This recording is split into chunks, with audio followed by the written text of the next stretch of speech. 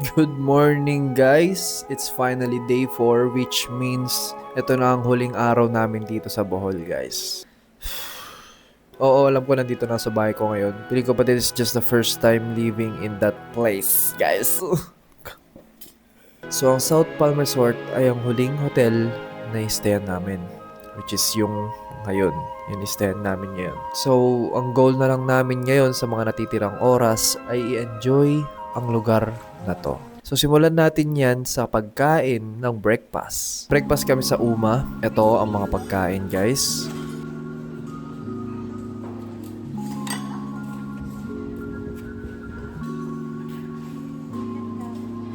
Merong plushies. Sheesh. First time ko Guys, mali yun. Slushy pala yun. Sorry. Oo. Yun. Balik na tayo.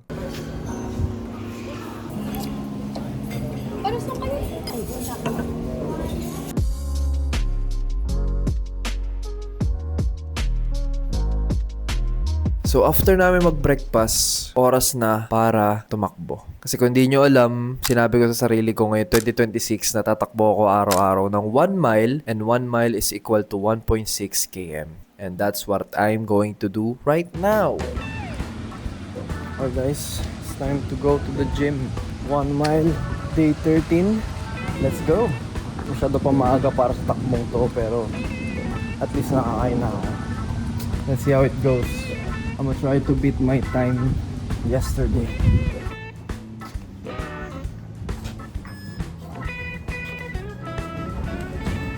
Ang awkward niya kasi may isang natakbo din. Kalapit ko lang siya and kami lang tao sa gym. Ang lakas niya tumakbo guys. Tas ako yung parang chill lang na 1 mile lang tatakbohin ko. Siguro tataka si Idol na, oh, bilis ah.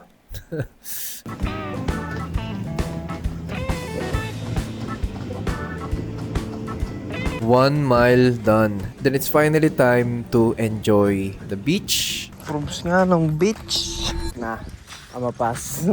And you know, naggala-gala din kami sa area. And with that, we just swam to the pool.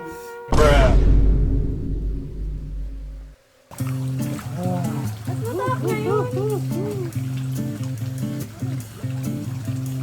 Kasi kahapon nga pala, nakapag-swimming naman kami, kaso pinaakyat agad kami kasi may chlorine yung tubig at hindi pala namin alam na connected siya sa main pool. Pero, you know, it is what it is. It's fine.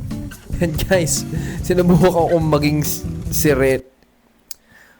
mag-swimming dun sa pwestong pinag-swimmingan ng Sirena. Yan pala gusto ko sabihin. Angas guys, ang angas pala dito ngayon ko lang pinapanood. Sheesh! Let's go! Langoy. Langoy. Okay guys, maglalaro kami. Patagalan sa tubig. Okay, 1, 2,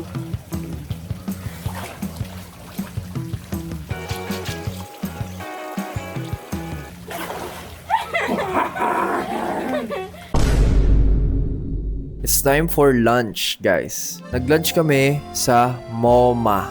MoMA? Sa Mosa. Nag-lunch kami sa Mosa, guys. And ito ang mga kinain namin. Careful. This is the snow pop.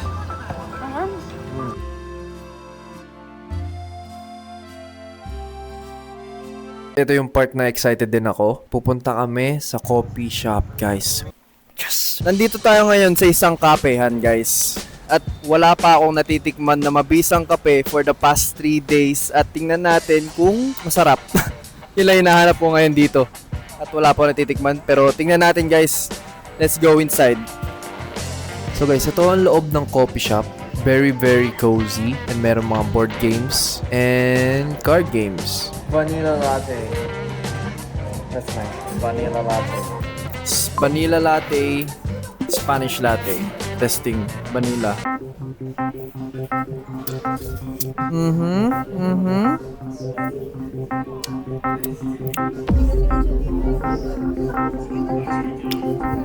Ice vanilla latte ay mas matamis. So, Yun lang yung base. yun doon lang magbe-base sa kape ko, sa tamis at tapang. So, enjoy ko na to at madami pa tayong pupuntahan. Then we decided na maggala muna sa Alona Beach because maghanap ulit kami ng kapehan.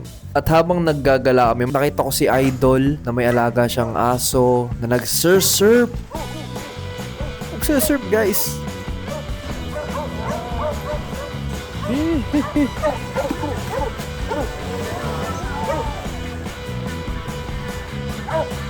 Then wala kami nakita na coffee shop, so we decided to head back to South Palms and enjoy our few more moments dun sa lugar na yun. Kasi we will say goodbye to the place now and it was a great time, guys. Legit.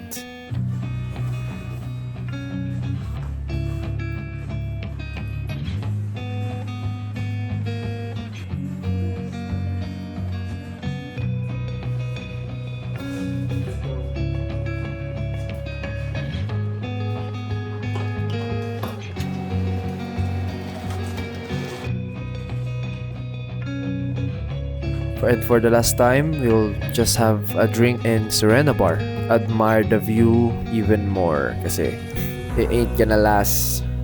Kasi uwi na kami.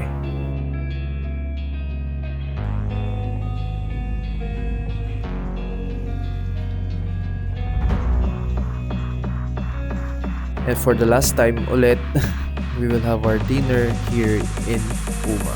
And with a live band playing in front of you, guys.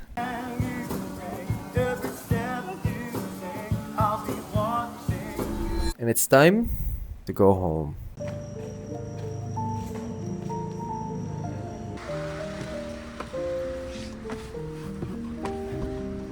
Dito lang, magsasabi lang ako dito ng parang outro sa buong travel vlog nito. Thank you for everyone na nanood. Buti guys sa taste nyo ako kasi isa akong yapper. Dami kong sinasabi. Pero thank you guys sa mga nanood. I love you all.